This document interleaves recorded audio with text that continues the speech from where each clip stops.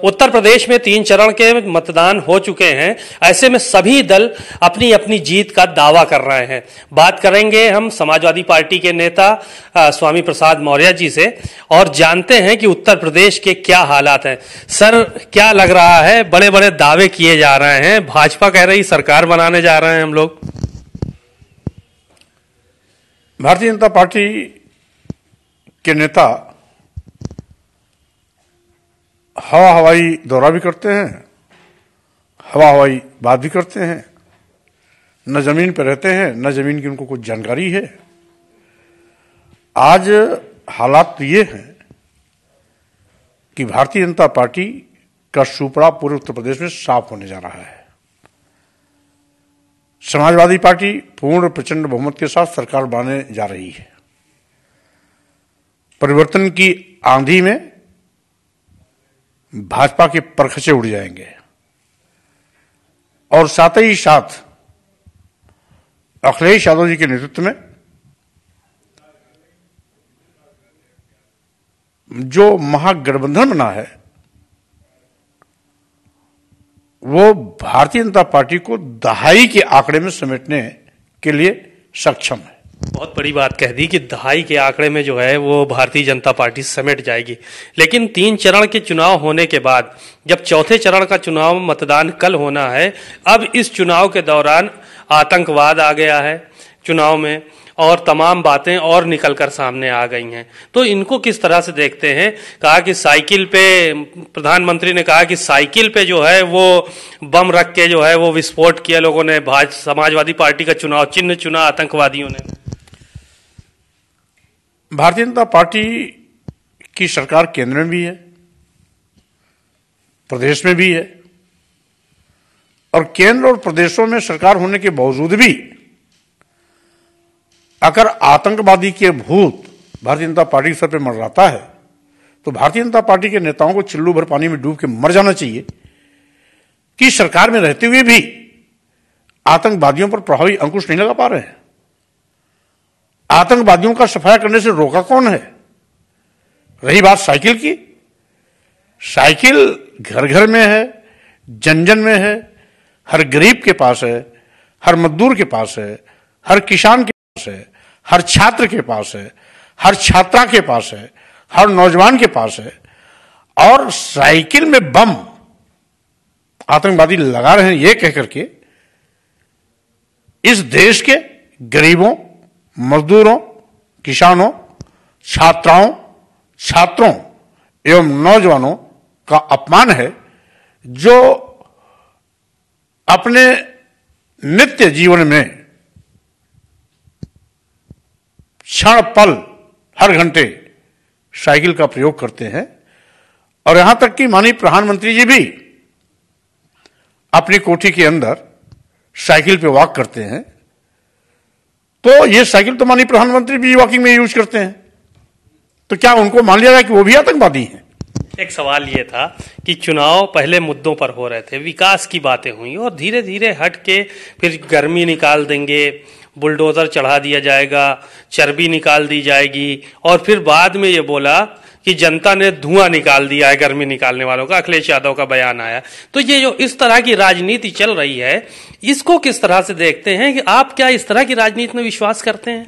देखिए, भारतीय जनता पार्टी मुद्दों पर कभी बात नहीं करती क्योंकि वो सभी मुद्दों पर बुरी तरह फेल हुई है।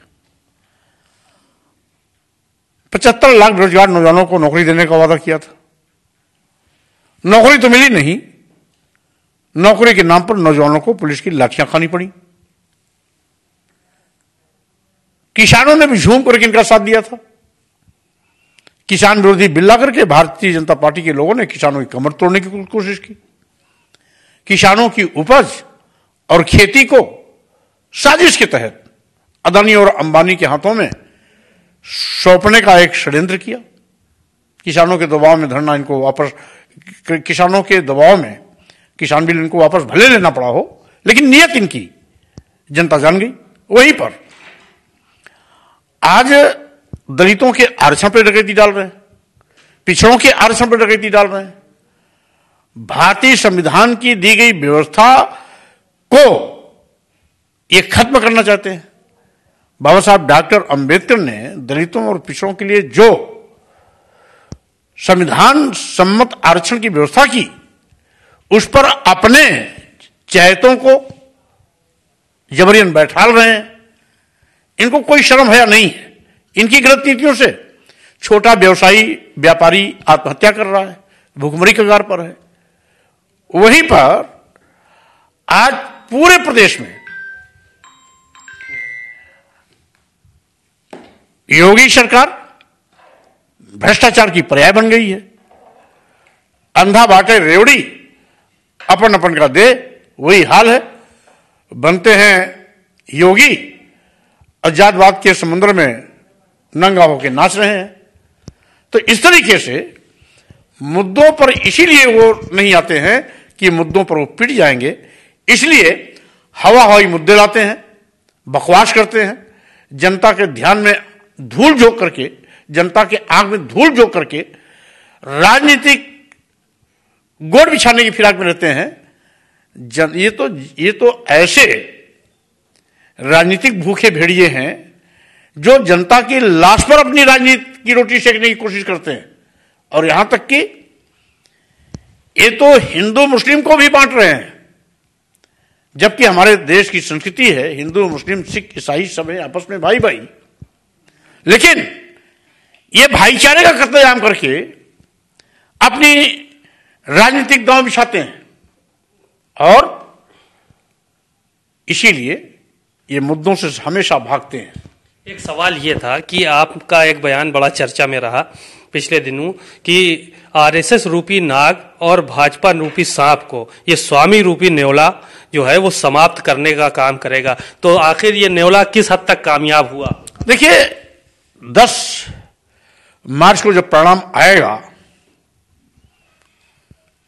तो आरएसएस की बोलती बंद हो जाएगी, भाजपा का सुपड़ा साफ हो जाएगा, योगी सरकार की विदाई हो जाएगी और नेवला नाथ का करिश्मा जनता के सामने आ जाएगा। एक आखिरी सवाल यह था कि आप पूरे उत्तर प्रदेश के सीटों पर नजर बनाए हुए हैं, प्रचार कर रहे हैं, समाजवादी पार्टी के पक्ष में लोगों से अपील कर रहे हैं कि समाजवादी पार्टी को जिताएं। आपकी सीट की क्या स्थिति है? आपकी सीट को लेकर जो है वो बड़े सवाल खड़े किए गए कि उनको सीट छोड़ना पड़ा और दूसरी जगह जाना पड़ा। ये जो सवाल करने वाले लोग हैं,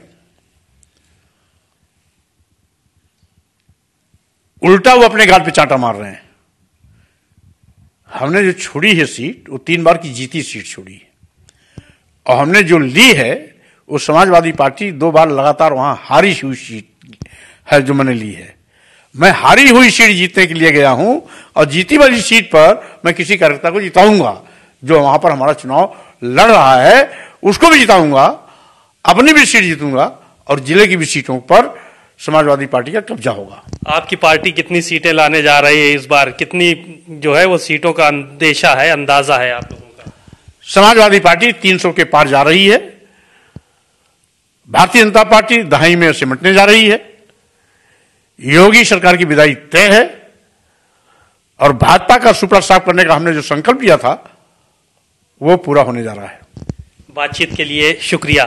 आप सुन रहे थे स्वामी प्रसाद मौर्य जी को। समाजवादी पार्टी के कद्दावर नेता हैं और उन्होंने बहुत ही स्पष्ट शब्दों में और बहुत ही बेबाकी के साथ अपनी सारी बातें रखी। साथ ही साथ इनका कहना है कि भारतीय जनता पार्टी इस बार दहाई के अंक में सिमट जाएगी और समाजवादी पार्टी 300 प्लस करके उत्तर प्रदेश में पूर्ण बहुमत की सरकार बनाने जा रही है। कैमरामैन राजेश के साथ सीमा नकवी, भारत समाचार, लखनऊ।